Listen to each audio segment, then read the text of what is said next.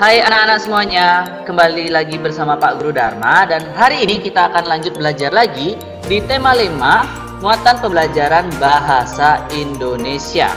Dan adapun yang akan kita pelajari pada hari ini yaitu tentang menyampaikan informasi dalam teks. Nah, adapun tujuan pembelajarannya, setelah anak-anak menonton video Pak Guru ini, Pak Guru harap anak-anak dapat mengetahui berbagai cara dalam menyampaikan kembali sebuah informasi yang terdapat dalam sebuah teks.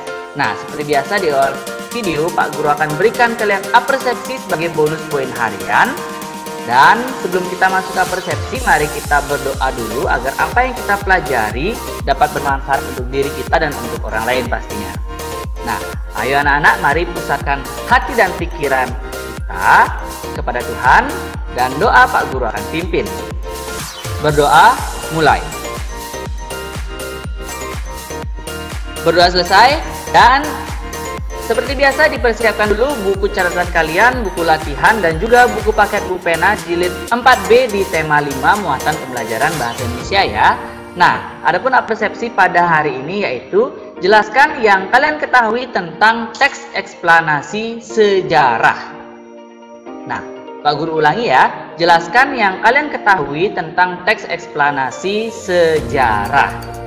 Ya, jika kalian sudah bisa menjawab, silakan tulis di kolom komentar atau japri ke WA Pak Guru ya.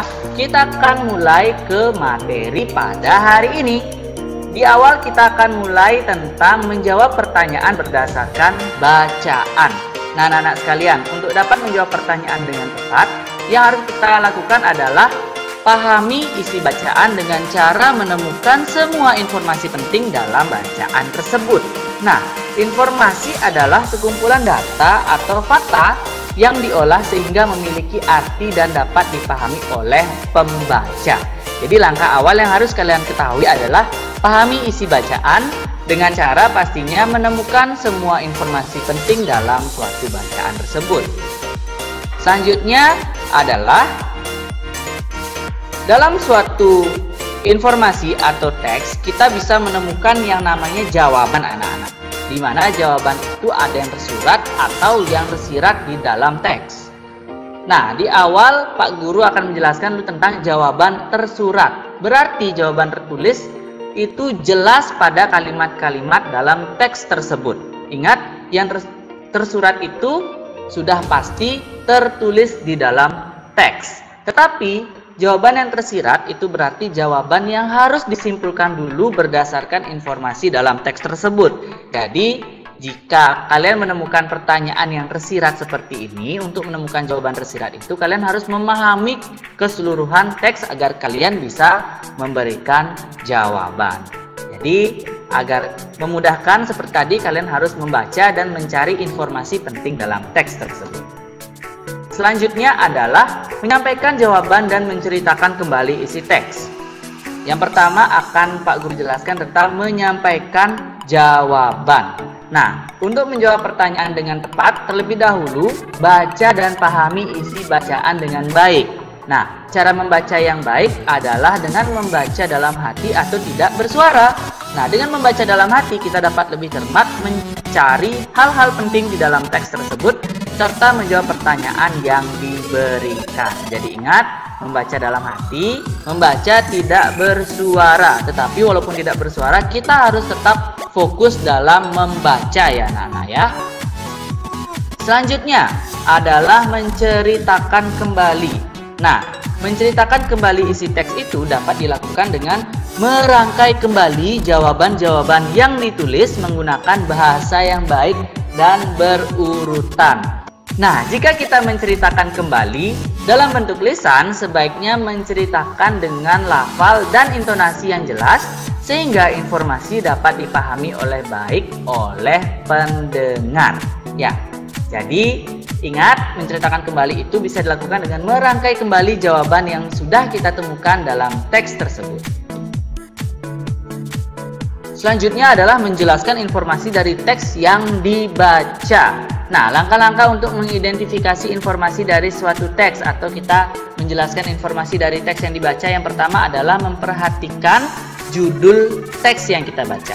Selanjutnya, bacalah teks dengan seksama. Jadi kita harus membaca teks itu dari awal sampai akhir.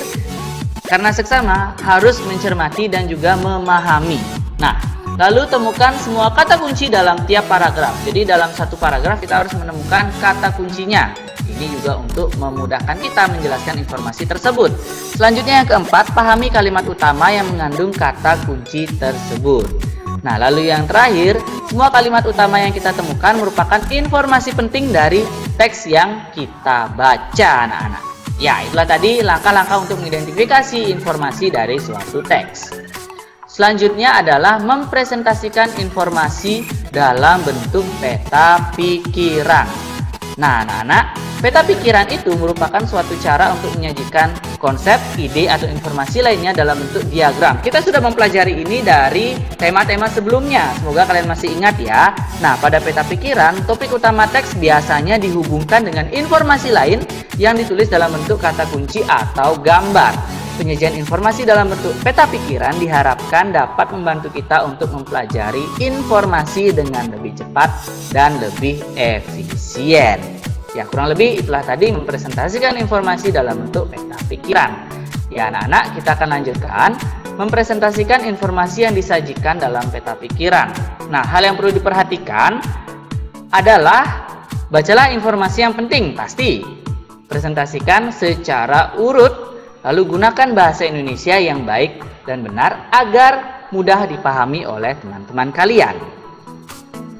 Selanjutnya, menuliskan informasi dari teks pada tabel. Nah, catatan berbentuk tabel memudahkan kita mengingat informasi di dalamnya. Selain berbentuk peta pikiran, informasi dalam teks itu bisa kita masukkan atau bisa kita tulis pada sebuah tabel ya anak-anak ya. Jadi, seperti biasa, bacalah teks dengan cermat, kemudian buatlah catatan singkat mengenai hal pokok yang dibicarakan dalam bentuk tabel. Nah, Pak Guru mungkin akan berikan contoh ya. Menuliskan informasi berdasarkan gambar pada tabel. Ini gambar ya anak-anak ya. Contohnya adalah tokoh nasional yaitu Pangeran Diponegoro. Informasi yang penting yang pertama, Pangeran Diponegoro merupakan salah satu pahlawan Indonesia. Lalu Pangeran Diponegoro berjuang dengan gigih saat melawan Belanda. Yang tadi itu teks pada tabel, sekarang adalah gambar pada tabel. Nah, selanjutnya adalah menyajikan informasi dari tabel ke dalam tulisan. Ibaratkan kalian menemukan sebuah teks, kalian masukkan ke tabel, lalu dari tabel ini kalian membuat teks baru lagi. Contohnya, yang pertama yang harus kalian lakukan adalah bacalah informasi pada tabel berikut dengan cermat. Ya, yang pertama itu ini tentang Pangeran Diponegoro ya. Yang pertama dalam tabel adalah lahir di Yogyakarta 11 November tahun 1785. Yang kedua, putra sulung Hamengkubuwono ketiga. Lalu yang ketiga, perang Diponegoro tahun 1825. Lalu perang disebabkan Belanda memasang patok. Yang kelima, Belanda sewenang-wenang terhadap adat istiadat setempat. Dan yang terakhir, perang berakhir di tahun 1830. Nah, lalu yang kedua, carilah hubungan antar informasi yang ada pada tabel ini. Lalu, langkah terakhir adalah sebagai berikut. Rangkailah informasi ke dalam bentuk tulisan seperti berikut ini. Pak Guru akan tampilkan dengan gambar ya anak-anak ya. Nah, kurang lebih teks yang bisa kalian rangkai dari tabel tadi adalah sebagai berikut. Pangeran Diponegoro lahir 11 November tahun 1785 di Yogyakarta. Pangeran Diponegoro adalah putra sulung Hamengkubuwono ketiga. Pada tahun 1825 terjadilah perang Diponegoro yang disebabkan pemasangan patok oleh Belanda. Pangeran Diponegoro juga tidak tahan dengan sikap sewenang-wenang dan tidak menghargai adat istiadat setempat. Perang berakhir pada tahun 1830. Kurang lebih seperti inilah teks yang bisa kalian susun dari informasi yang kalian dapat dari tabel itu. Ya, selanjutnya adalah menyampaikan informasi dari teks visual. Teks visual terdiri atas gambar dan teks. Perhatikan teks visual berikut ini. Pak Guru menampilkan sebuah gambar, yaitu gambar dari Raden Ajeng Kartini, anak-anak. Adapun informasi yang bisa kita dapat atau bisa kita buat yaitu Raden Ajeng Kartini lahir di Jepara, Provinsi Jawa Tengah pada tanggal 21 April tahun 1872. Ayahnya bernama Raden Mas Adipati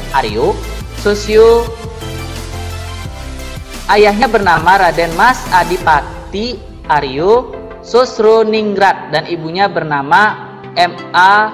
Ngasirah. Selanjutnya, R.A. Kartini aktif menuliskan surat-surat kepada temannya. Kemudian surat-surat tersebut dibukukan dengan judul Habis Gelap Terbitlah Terang. Lalu Kartini wafat pada tanggal 17 September tahun 1904 pada usia 25 tahun.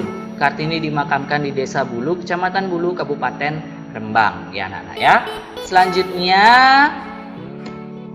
adalah sebagai berikut. Dari teks visual tersebut diperoleh informasi yang dapat dibuat dalam bentuk tabel ya anak-anak ya. Yang pertama adalah apa yang kamu ketahui tentang R.A. Kartini. Lalu apa yang ingin kamu ketahui lebih lanjut tentang R.A. Kartini. Yang pertama, R.A. Kartini lahir di Jepara, Provinsi Jawa Tengah pada tanggal 21 April 1872. R.A. Kartini aktif menuliskan surat-surat kepada temannya yang dibukukan dengan judul Habis Gelap Terbitlah Terang. Lalu yang ketiga, Kartini wafat pada tanggal 17 September tahun 1904.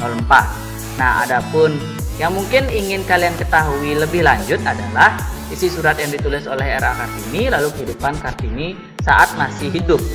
Mungkin kalian bisa menambahkan beberapa hal dan kalian harus mencari lebih lanjut informasi tersebut ya anak-anak ya. Selanjutnya, menyebutkan informasi sikap kepahlawanan menggunakan tabel. Nah, salah satu cara mempermudah kita dalam mengingat isi teks adalah dengan membuat tabel pastinya anak-anak ya. Informasi sikap kepahlawanan tokoh juga dapat kamu buat dalam bentuk tabel pastinya. Hal-hal penting yang dapat kita tuliskan antara lain latar belakang dan sikap kepahlawanan yang patut diteladani. Selanjutnya, membandingkan informasi sebelum dan sesudah membaca teks. Sesudah membaca teks informasi, kita akan lebih memahami sebuah informasi pastinya. Nah, manfaat membandingkan informasi sebelum dan sesudah membaca teks yang pertama, memastikan apakah informasi itu benar. Yang kedua, menambah pengetahuan. Ingat manfaatnya. Membandingkan informasi itu ingat, memastikan apakah informasi benar. Jangan sampai kalian menyebarkan informasi hoax ya anak-anak. Jadi kalian harus memastikan dulu apakah informasi itu benar. Jadi kalian harus membandingkan informasi tersebut. Yang pastinya yang kedua adalah menambah pengetahuan kalian. Semakin banyak kalian membaca, semakin kalian mencari informasi, maka pengetahuan kalian akan semakin bertambah. Selanjutnya adalah mempresentasikan informasi penting dari sebuah teks. Nah, informasi dapat diperoleh setelah membaca teks dengan cermat. Informasi dapat menjadi acuan dalam menjawab pertanyaan. Lalu, informasi dapat digunakan sebagai bahan presentasi. Dan saat presentasi dilakukan dengan percaya diri. Jadi ingat, mempresentasikan informasi penting dalam teks itu, kalian harus mempresentasikannya dengan rasa percaya diri dan kalian akan bisa melakukannya dengan baik pastinya. Ya anak-anak, kurang lebih sekian dulu materi Pak Guru untuk hari ini. Kita akan bertemu di video berikutnya.